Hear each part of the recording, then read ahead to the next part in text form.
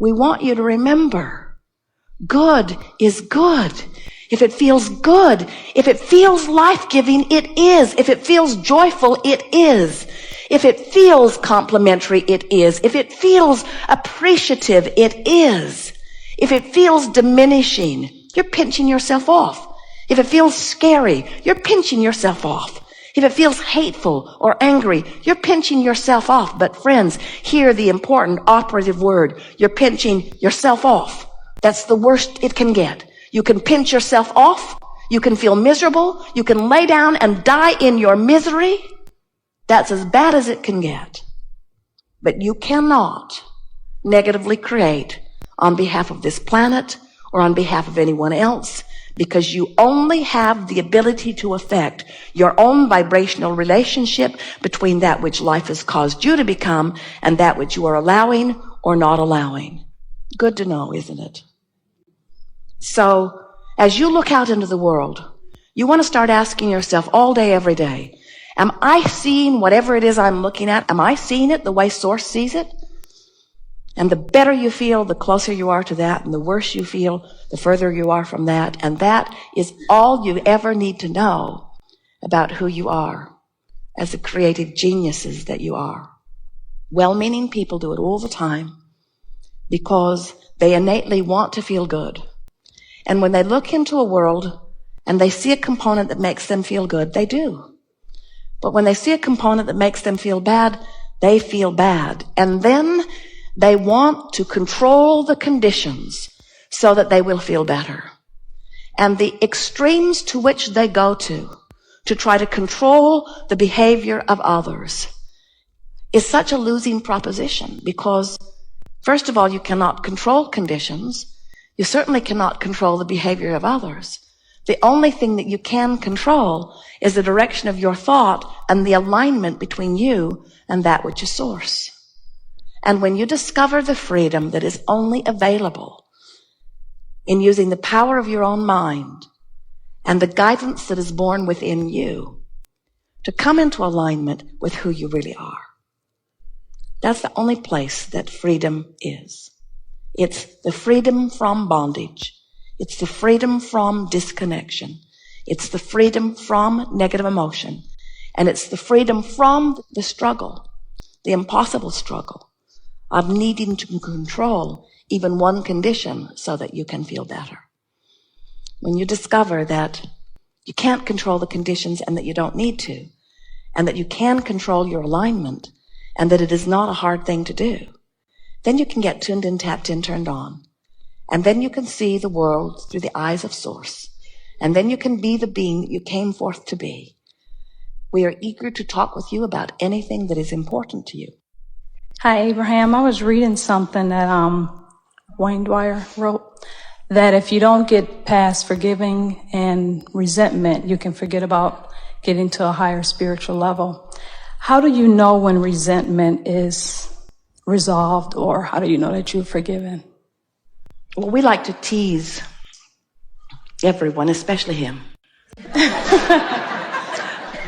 by saying you don't have to offer forgiveness if you've never condemned to begin with. Oh, And the Source energy part of you has never condemned. that's true. And that's another thing that, religion I had looked at as negative because I had gone through it all my life through just about every denomination there is. I ended up being Jewish, believe it or not. But because of all the obedience that I applied to the religions, I was able to take that, and I'm grateful, and apply it to the law of attraction. In other words, by obedience, you mean you learn to direct your behavior, and now you're learning to direct your thoughts into vibrational compliance with the Source within you. Exactly. And to believe that. The example you gave about the parking space and so many other things that I've thought that happened so quickly makes me wonder why some of the things that we as humans would perceive as big things, like driving into the parking space, I want to drive a Rolls Royce into that parking space. And I know it's coming, but I just wonder why it doesn't come as quickly as that parking space. Because the parking place is easier for you to expect than the Rolls Royce. Not so much because you've practiced it. It isn't that practicing the parking place is easier. It's that expecting the parking place is easier, because you haven't walked around talking negatively about parking places like you have about Rolls Royces. You haven't been beating the drum of what's wrong with people who have money when you do not. The difference is not the attention toward, it's the attention against.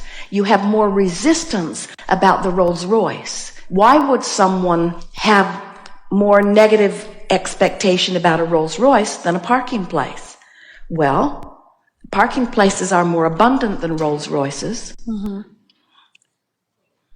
What conversation did you hear as a child, or do you hear even now about people who drive Rolls Royces? Do you believe that money comes easily? Yes. Do you believe that money comes as easily as parking places? No, probably not. That's the point. And once you get that, once you realize that everything that you ask for comes, and it comes just because you're asking, and it comes in the moment that you ask, and that as life causes you to ask for more and more comes. The more you live life, the more you ask, and the more you ask, the faster the energy moves. And the faster the energy moves, the more important it is that you move with the energy. But most people, the faster the energy moves, they don't keep up with the faster moving energy because they've been listening to the people who also haven't been keeping up with the faster moving energy. So then people say things to you like, well, life isn't supposed to be easy and it gets harder and harder, and Rolls Royces don't grow on trees and things of that nature, until you develop these patterns of thought that just hinder you from what you want. What this gathering is about is catching yourself in the act of the hindering thought and recognizing it, because viscerally it just feels off, and then chewing on the thought that feels off until it doesn't feel so off. Jerry and Esther went with Louise Hay several years ago for lunch, and Louise picked them up in her Rolls Royce. And it was the first Rolls Royce Esther had been inside. And it was a beautiful machine, so beautifully created. And Esther sat in the front seat with Louise and just took it all in. She loved it. And in Esther's mind, she's thinking about that commercial about, pardon me, do you happen to have any Grey Poupon? Esther she cannot get it out of her mind. And she doesn't know Louise very well at that point, and she's not sure how far she should go with her. And so Esther looked over, and she took a deep breath, and she said, with a smile on her face, pardon me. And without missing a beat, Louise just reached over, punched the glove box, and it fell open, and inside was a bottle of Grey Poupon.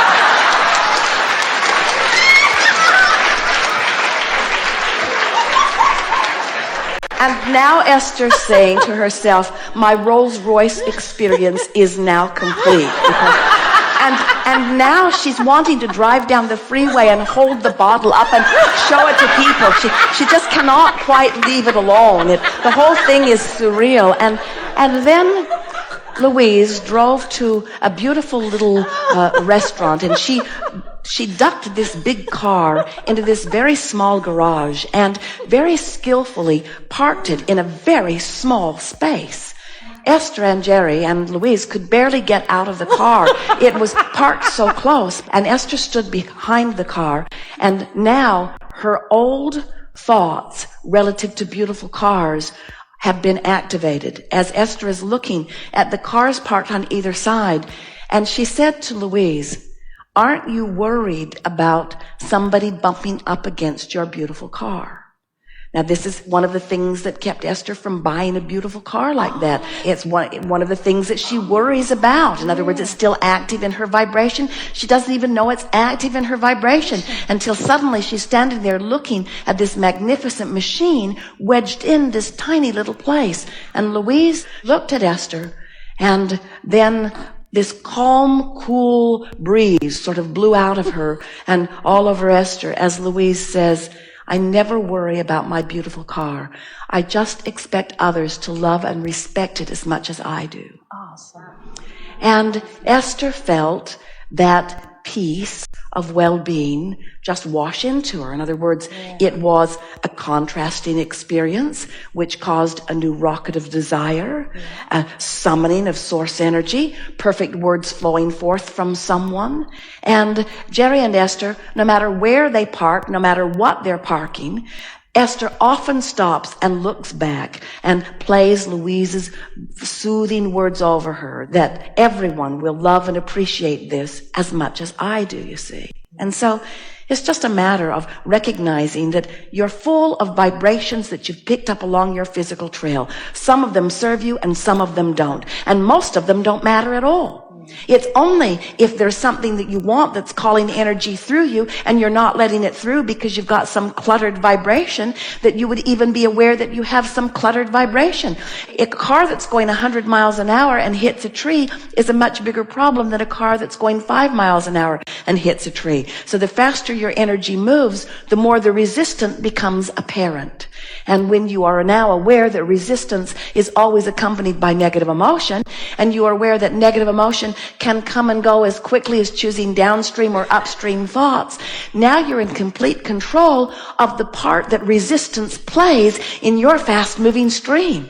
So now you never ask the stream to move more slowly because it won't. And instead, you just encourage the stream to continue to move as fast as it will, which is what life is causing you to cause it to do. And now you're in control of your movement in the stream.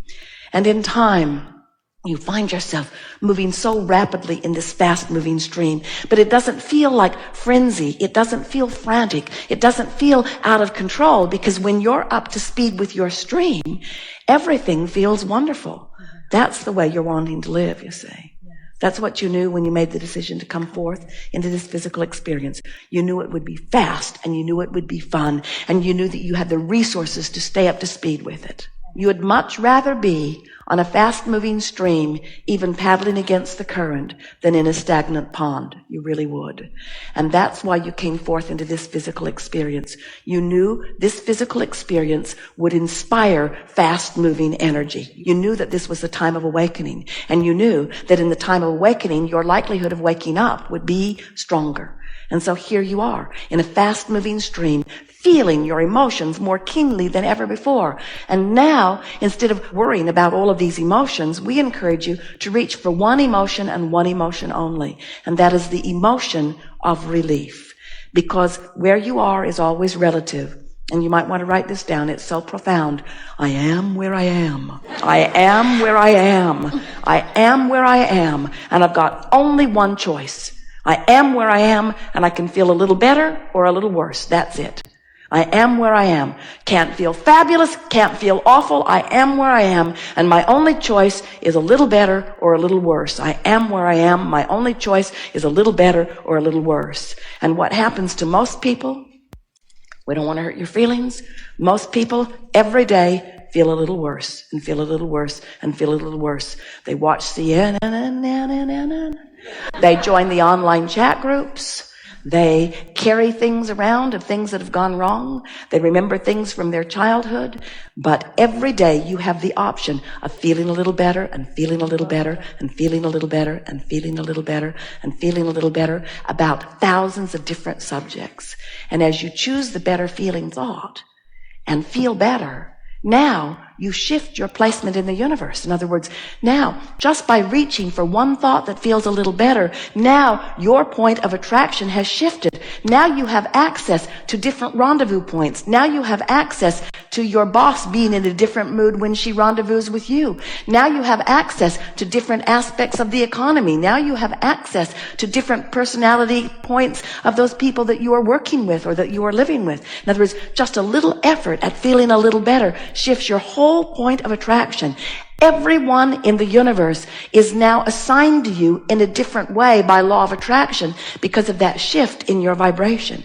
And now you feel a little better, and now you feel a little better, and now you feel a little better, and before you know it, you're standing in front of your Rolls Royce, and you're not worried about it one bit, and you're shouting to the boundaries of the universe, everyone who has anything to do with me or my Rolls Royce must match up with me on the terms that I have practiced, you see.